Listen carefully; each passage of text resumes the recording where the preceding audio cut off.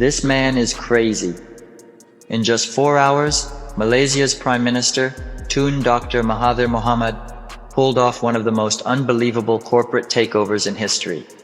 If you didn't catch the first part, here's the deal. Back in 1981, Malaysia was one of the largest producers of rubber, but all the profits were going to British companies like Guthrie, leaving Malaysia in a financial bind. Mahathir had enough. Determined to take back control of Malaysia's resources, he launched a daring, covert operation to quietly buy up Guthrie's shares on the London Stock Exchange, all while Britain had no clue what was happening. This wasn't just about business, it was about taking back Malaysia's future. And now, the plan is in motion. The Dawn Raid is about to shake up the financial world, and no one in the UK saw it coming. As the dawn of September 7, 1981 approached, Malaysia's secret plan was set in motion. Mahathir's team, working with financial experts across the globe, began quietly buying shares of Guthrie from markets in Singapore, Hong Kong, and other international financial hubs. The clock was ticking, and the entire operation needed to be completed before London woke up. But the mission wasn't without its challenges. Despite the bold planning and meticulous strategy, a major setback threatened to derail the entire operation. OCBC Bank in Singapore, one of the critical institutions Malaysia needed to secure shares from, rejected Malaysia's offer to buy shares. This wasn't just a minor hiccup. If OCBC didn't cooperate, it could have failed the entire mission. Without their help, Malaysia wouldn't reach the 51% majority required to control Guthrie. The rejection came as a crushing blow.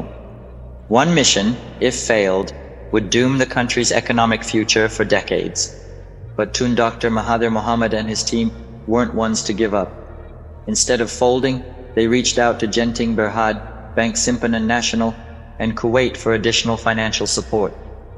Kuwait, specifically the Kuwait Investment Office, played a pivotal role by providing the necessary capital to help Malaysia continue buying Guthrie shares.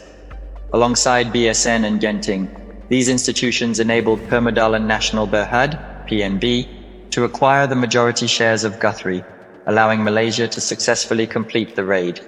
In total, they managed to secure 51% of Guthrie's shares, taking control of the company in just under 4 hours. The entire mission relied heavily on these financial hubs and institutions. Despite the rejection from OCBC, Malaysia was able to proceed with Kuwait's involvement, as well as strategic purchases from M&G Investments and other retailers through Rothschild & Rowe and Pittman, ensuring Malaysia's majority control. In less than 4 hours, Malaysia had done the unthinkable.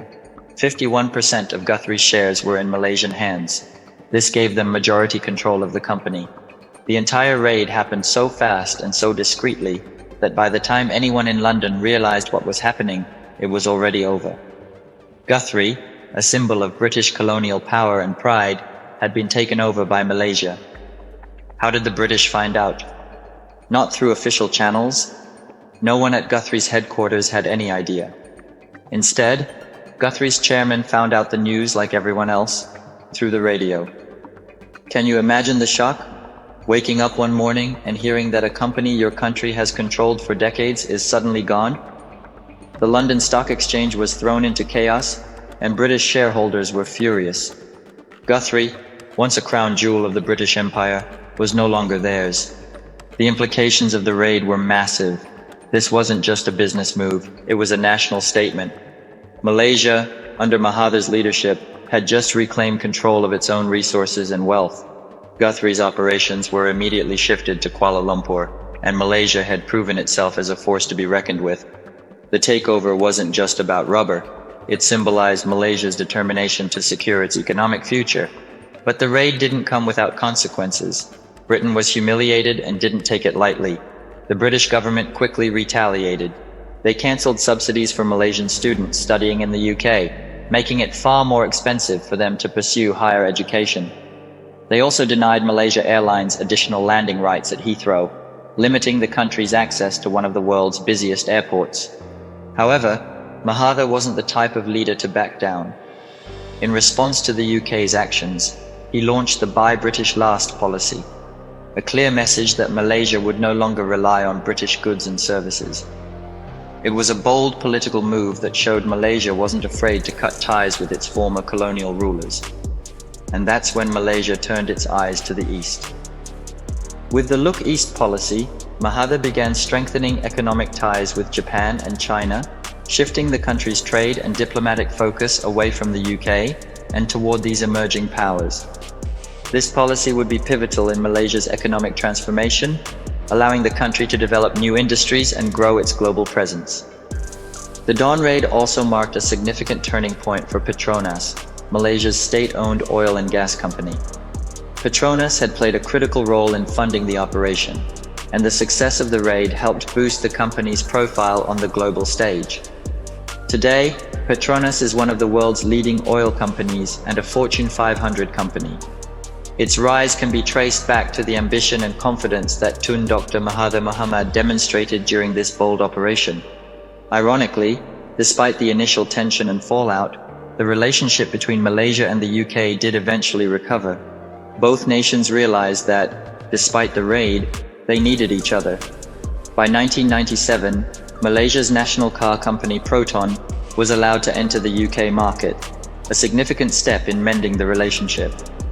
In 1998, Malaysia hosted the Commonwealth Games, solidifying its status as an influential member of the global community.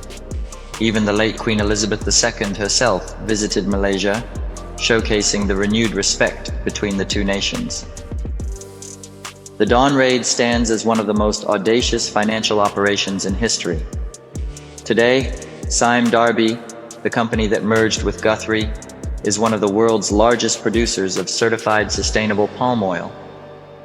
What started as a covert raid on the London Stock Exchange turned into a monumental victory that reshaped the global economy and allowed Malaysia to take control of its destiny.